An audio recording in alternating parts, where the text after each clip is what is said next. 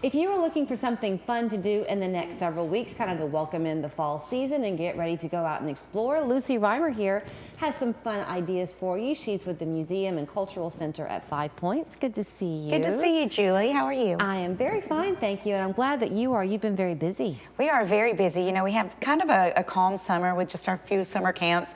August, it's kind of our warm-up, and then by the time September hits, we are off to the races. We have so much going on right now. You do have a lot going on. So I mentioned it's the Museum Center and Cultural Center. Yes. I may have said that in the wrong order, but when you go there, if you've ever been before, you do have this fantastic exhibit space, and you rotate exhibits, so you have a new one. We do. We have about 8 to 12 exhibits that we rotate through each year, and it's a lot. We have 2 different rotating exhibit areas, one in our hallway when you first enter in, and then our bigger space in our permanent exhibit hall. And right now we have an exhibit on display called the American Revolution Experience.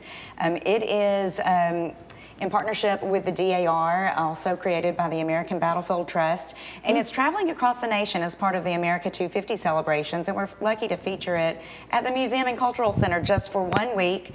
So it opened yesterday, and it will be on display through September 11th. Okay, so only for a limited time. Only for a limited time. And we have all sorts of activities planned around this exhibit. We actually have,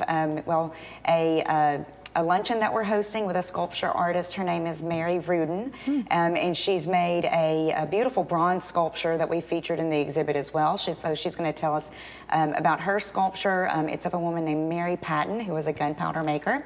We have a genealogy class that is on Saturday. It's pretty popular. We have a lot of people who have registered for that, and then we've got a lecture on Thursday, September 11th. Okay, not to get too in the weeds with you, but with the genealogy class, sure. What do? You bring kind of some basic parts of your history that you know, and then they teach you kind of how to connect the dots? How to put it together. And we've hosted a few of these in the past with our local COCOE chapter of the National Society of the Daughters of the American Revolution.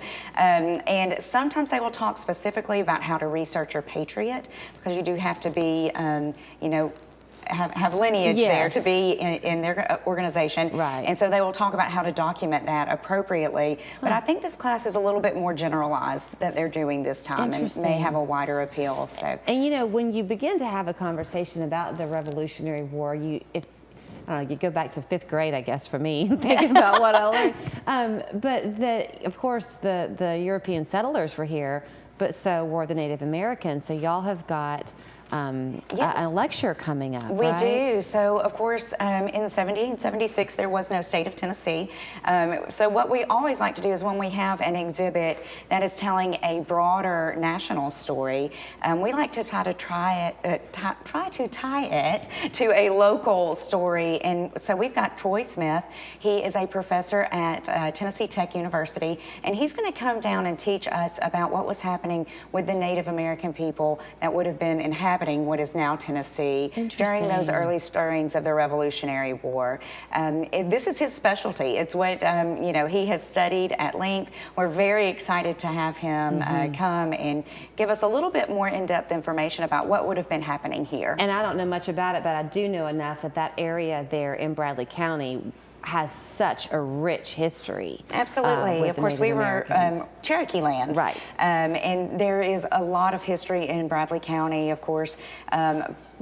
Post-Revolutionary War, of course, with the start of the Trail of Tears there in Charleston, and of course with Red Clay State Park as well. So there's a rich part of our heritage surrounding Native life. And you know, what a nice thing to jaunt up there, see you, and then kind of make a day of it, because if you've never been to Red Clay, what a fantastic place that is. Yes, absolutely. I mean, we've got information on display, of course, at the Museum and Cultural Center at 5 Points. There's Red Clay State Park, the Hiawassee Heritage Center, which was the start of the Trail of Tears, and then there's the Cherokee Removal Center as well, out, you know, Georgetown area. So you really could, if that is a topic that interests you, there's a lot to see in Bradley County. Okay, so then we're going to take a huge 180. Huge. From that to Oktoberfest, which y'all are gearing up for at the end of September. We sure with are. something called a Stein holding competition. Yes. So I know there are people like, what are you doing? Is this a concert? Is it an event? Like, what is this? But this is actually actually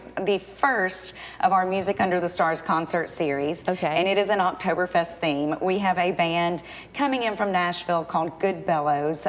They are the worst band in Music City, is what their tagline is. Okay. W-U-R-S-T, of course. Ah, okay, I'm following. They are German folk music. That's cute. And we are very excited to welcome them. We have Impressions Catering will be there serving German food if you want to, you know, come and eat there and have a full, you know, German experience.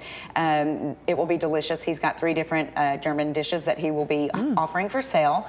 And in the middle of the event, we are going to have a men and a women's Stein holding competition.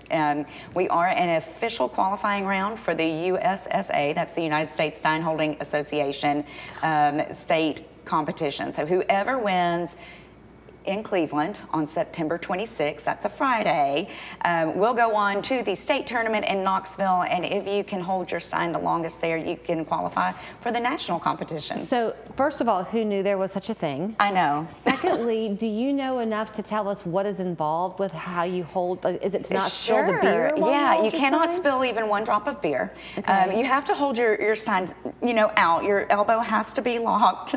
You Okay. can't lean back really far. You can't like hold it out to the side or brace against Is your... it just for who can hold it the longest? Who can hold it the longest? So apparently okay. men who have trained, and apparently it does take quite a bit of training, can hold it about 10 minutes. Yeah, that would be a lot. It's a long time, and it is a 1-liter glass Stein filled with beer, so it is That's heavy. heavy. It's heavy.